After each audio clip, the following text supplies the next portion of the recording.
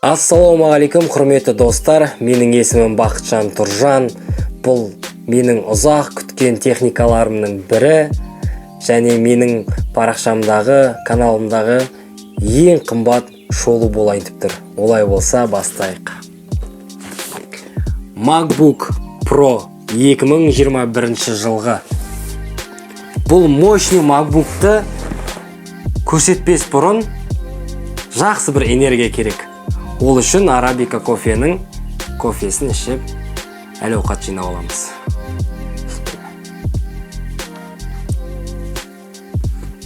Arabica кофе ең мықты кофе. Если кофе, то только Arabica. Все, күш жинап алдық. Олай болса бастаймыз. Бір қызық история айта кетейін. Бұны алатын кезде магазиндегі адамдар бірінші ашып тексеріп алыңыздар деді. Ал мен негізгі оны арнайы осы жерде сіздерге көрсетіп, әдемілеп ашқым келген. Бірақ егерде ішіндегі нәрсе сынық болса, біз қайтып алмаймыз деген сияқты ақпараттар айтқаннан кейін жарайды деп сол магазиннің ішінде ашқан болатынбыз. Олай болса ішін көрейік.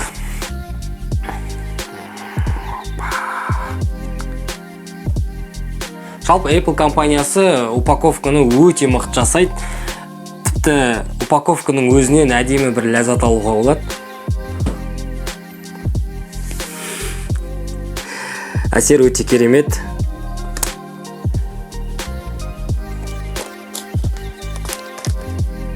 Біріншіні ашпай тұра тұрайық, соңына қалдырайық. Кез келген тәтті нәрсе соңында қалу керек. Ішінде паспорты, документі ашып көреміз. MacBook Pro. Жарайды. Так. Ұзақ күткен MagSafe. Проводы новый iMac-тардікіндей, яғни тканевый мата түрінде жасалған. Ұстаған кезде адамға өте приятно. Және блок питания. Менің блок питаниям 96 ваттық, яғни үлкен. Бұл өте жақсы, себебі тез зарядтайтын болады MacBook'ты. Ал егер базовый MacBook алатын болсаңыз, сізде бұл 67 ма сондай болады шамамен. Кішігірім история айта кетейін. Бұл MacBook'ты жалпы мен ұзақ уақыт бойы күттім. Наурыз айынан бері күтіп жүрмін. Ең бірінші M1 процессорымен, яғни M1 чипімен MacBook шыққан кезде 13-тік мен алуға сәл қалдым. Арнайы бір слухтар деп айтсақ болады. 2021 жылы новый MacBook шығатын естіген болатын. Ол жерде үлкен өзгерістер болады. Дизайн өзгереді, MagSafe қайтан келеді, тачбарды алып тастайды деп. Тачбар өте нашар нәрсе, жалпы менің ойымша. Себебі ол жай ғана любительдерге деп есептеймін. Ыңғайсыз. Арнайы флешкаге салатын слот болады деді. Одан кейін HDMI выход болады деді. HDMI не үшін керек? Себебі мен фото бойынша сабақ берген кезде проекторден көрсету үшін HDMI міндетті түрде керек. Сондықтан бұл MacBook Pro-ны мен ұзақ күттім, арнайы алмай, себебі жаңа дизайнмен, жаңа порттарымен бұл өте мықты MacBook деп есептеймін. Олай болса ашайық. Бірден ашқан бойдан бұл жерде гравированный MacBook Pro деген жазу бар. Өте приятно. Жайлап ашамыз. Біз мұны аштық қой. Ол ашқан үшін Hello деген жазулар жоқ, өкінішке орай.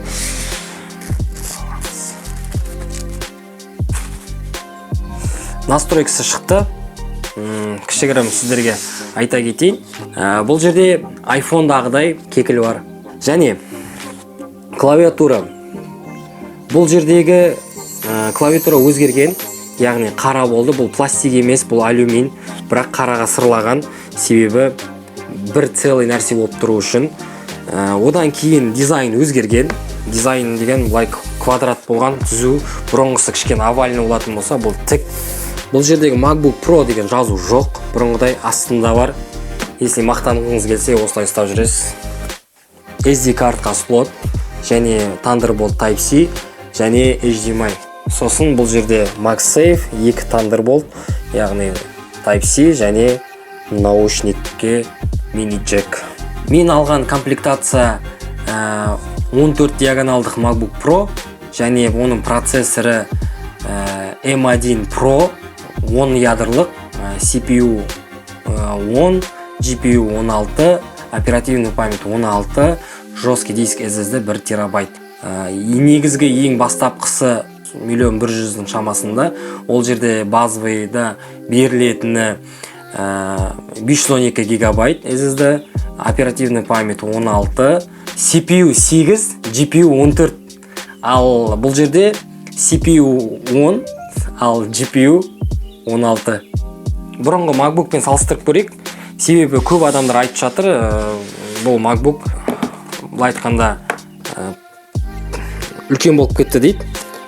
Салыстыратын болсақ, сәл 1 мм-ге үлкейген. Менің ойымша бұның астындағы аяғы өскен болу керек.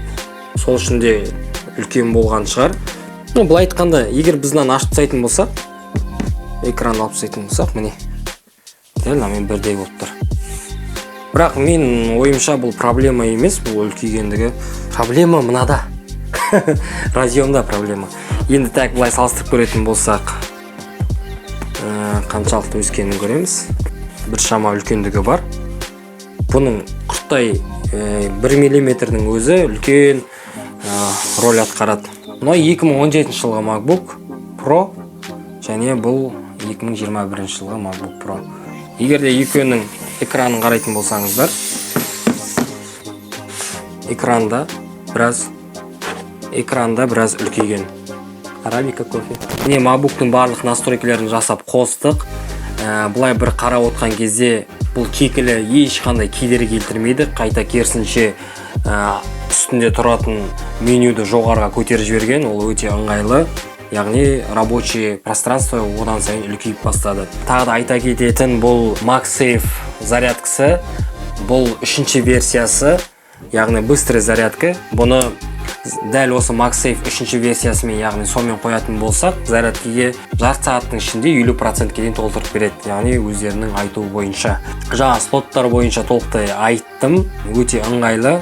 Міне қазір флешканы аламыз да дәл бұл слотқа саламыз және хоп, бірден ашып тұрады. Бұл жерде Touch ID бар. Яғни саусағыңызды қойып, блокировканы аша бересіз, яғни пароль жазбасаңыз болады. Біз тест жасамаймыз, себебі YouTube-та тесттер толып тұр.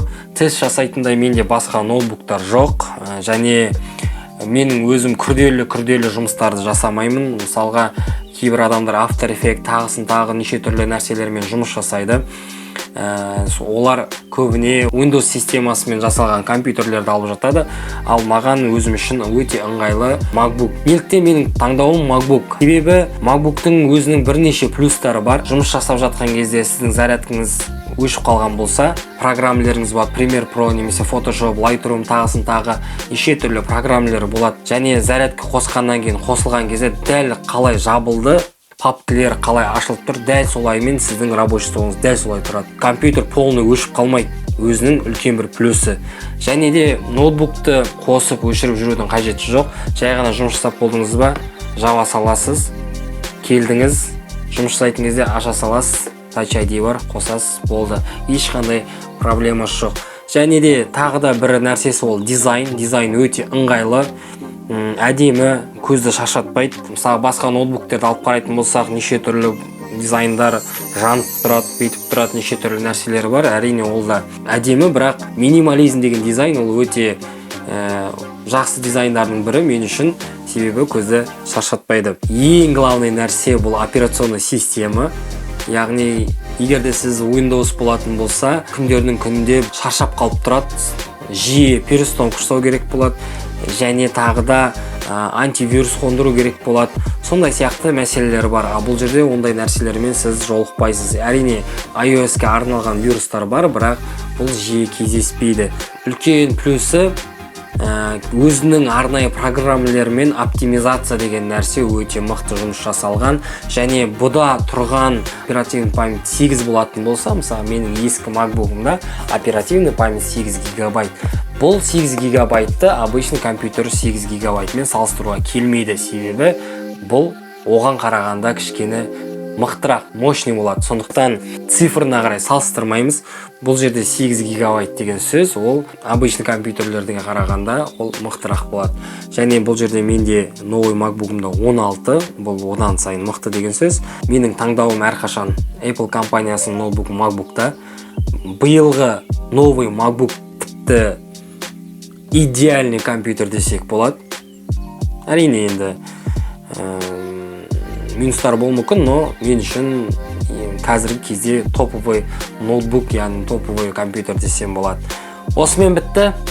Құрметті көрермендер, егер де бұл шолу сіздерге ұнаған болса, білесіздер, пікір қалдырыңыздар, лайк басыңыздар, және де тіркелмей қарайтындар өте көп, тіркеліп кетіңіздер. Бұл шолуды қолдаңыздар, себебі бұл менің жаңа айта өткенде ең қымбат шолуым болып тұр, себебі бұл ноутбуктың құны 1.400.000.